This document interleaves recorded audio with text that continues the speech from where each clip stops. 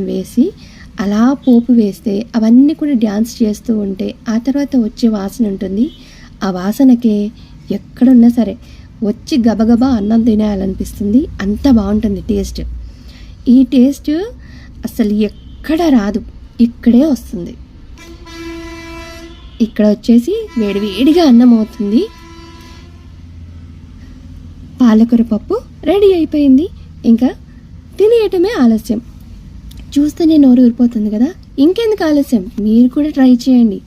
ఇలాంటి అమృతమైన వంటల్ని మీరు కూడా చెయ్యాలని మేము ఛానల్లో చూపిస్తూ ఉంటాం. మా రెసిపీస్ అన్నిటిని కూడా మీరు కూడా ట్రై చేసి చూడండి. అలాగే మీకు నచ్చితే మా ఛానల్ని ఫాలో అవ్వండి. అలాగే ఒక లైక్ ఇవ్వండి. ఆ తర్వాత మీకు ఇంకా బాగా నచ్చి మీరు ఒకవేళ చేసుకున్న తర్వాత మీ ఫ్రెండ్స్కి కూడా షేర్ చేయండి. అంతే అండి వీడియో. Bye bye.